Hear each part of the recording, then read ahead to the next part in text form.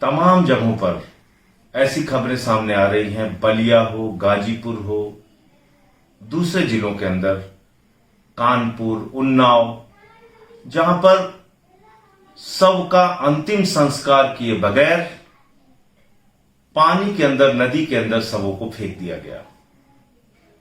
उनकी तस्वीरें आ रही हैं। चील कौवे उन शवों को नोच रहे हैं, कुत्ते उन शवों को नोच रहे हैं।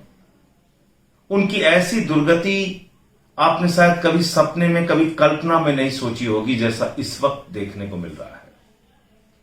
और ये कोई मामूली घटना नहीं है साथियों। एक खबर आज अखबारों में सामने आई है, दैनिक भास्कर की यह खबर है। 1140 किलोमीटर में गंगा के किनारे 27 जिलों का इन्होंने आकलन किया है। गंगा के किनारे 27 जिलों में नदी के घाटों पर लगभग 2000 शव पाए गए हैं, 2000 लाशें पाई गई हैं। आप कल्पना कीजिए इस घटना की भयावहता का। आप कल्पना कीजिए बदइंतजामी की भयावहता का। आप कल्पना कीजिए कि इंसान के साथ जानवरों से ज्यादा बदतर व्यवहार हो रहा है। और इन सब के बावजूद हमारी उत्तर प्रदेश की सरकार वाहवाही लूटने में लगी हुई है और दावे कर रही है कि WHO ने हमारी ये तारीफ की।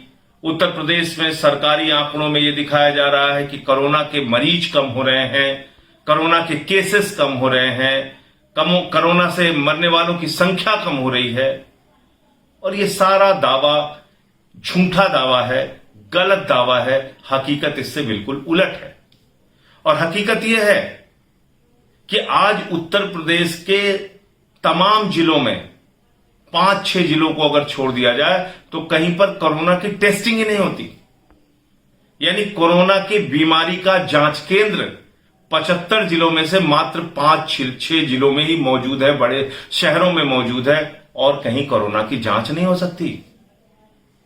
अगर बलिया में, सुल्तानपुर में, आजमगढ़ में, गाजीपुर में, या फिर बागपत में, मेरठ में, जो आसपास के जो इलाके हैं, तमाम जिले हैं, अगर वहां पर कोरोना के किसी मरीज को अपनी जांच करानी हो तो कई कई दिन उनकी जांच की रिपोर्ट आने में लगते हैं।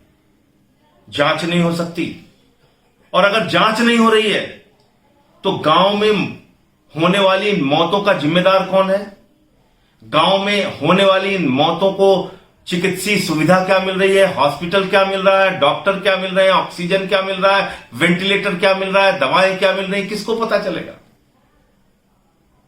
अब गाजीपुर में ये जो लाशें पाई गई हैं, इनकी जो मौतें हुई हैं, किन कारणों से हुई हैं, क्या पता इसका?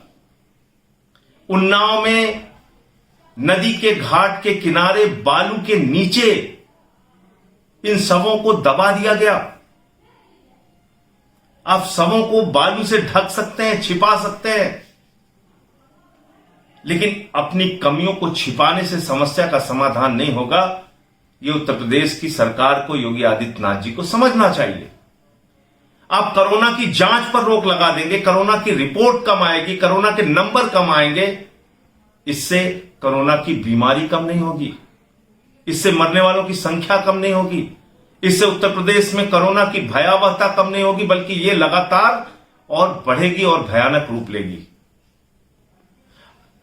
जो मौत के आंकड़े सरकार दिखा रही है और जो मौत के आंकड़े वास्तव में हैं, यह मेरठ की रिपोर्ट है।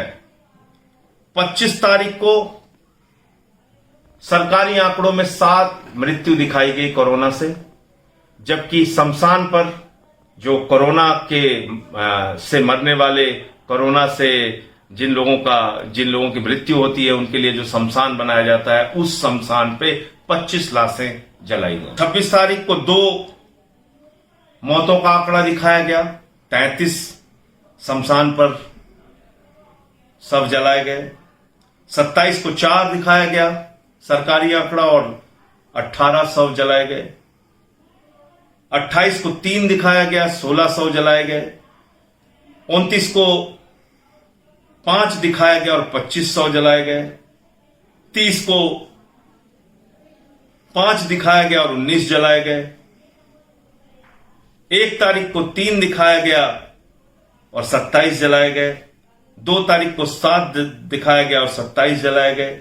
इस प्रकार से ये तमाम, और ये इसी तरह की खबरें गोरखपुर में 15 गुना ज्यादा मौतें हुई हैं सरकारी रिकॉर्ड से, यानी सरकारी रिकॉर्ड में जो मौतें दिखाई गई हैं उससे 15 गुना ज्यादा मौतें हुई हैं, शमशान में वो शव जलाए गए हैं।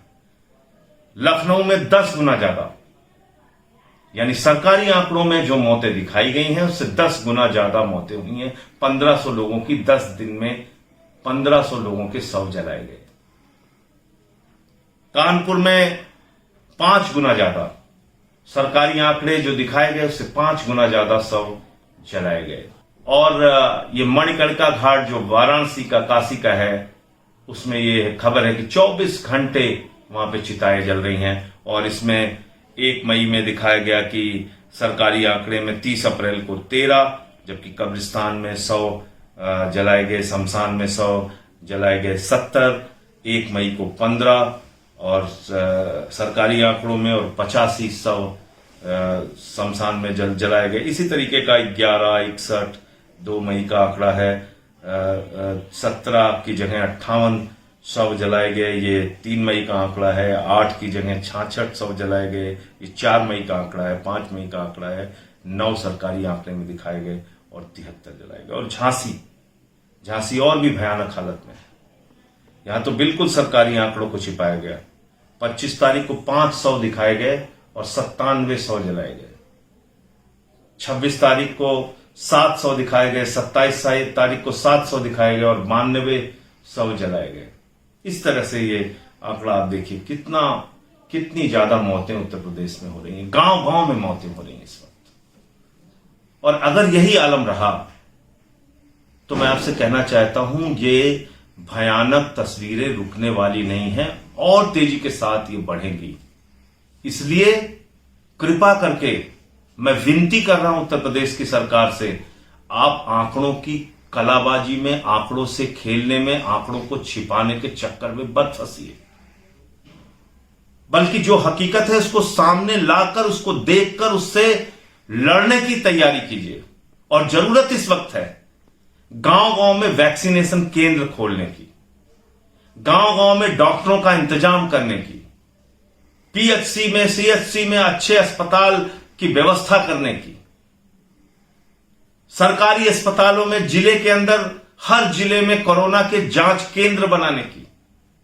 आज इस वक्त जरूरत है उत्तर प्रदेश में वैक्सीनेशन के जरिए सबको सुरक्षा देने की। आज तो आपके पास वैक्सीन नहीं है, वैक्सीन के केंद्र बंद पड़े हुए हैं। वैक्सीन कैसे लगेगी लोगों को? आपने ऑनलाइन सिस्टम कर दिया है। एक गरीब आदमी, आप मुझे बताइए कैसे वो ऑनलाइन अपना नाम दर्ज कराएगा, कैसे उसको वैक्सीन लग पाएगी? तो ये वैक्सीनेशन के लिए जितने नियम आपने बना दिए, ये तो एक सामान्य आदमी, गांव का आदमी उत्तर प्रदेश में फॉलो कर ही नहीं सकता। इसको वो कैसे पालन करेगा और कैसे उसको वैक्सीन लगेगी? इसके बारे में तत्काल कोई कदम उठाने की जरूरत है। जिलों में ऑक्सीजन का इंतजाम हो, बेड का इंतजाम हो, वेंटिलेटर का इंतजाम हो, तो ये मौतें रुक सकती हैं।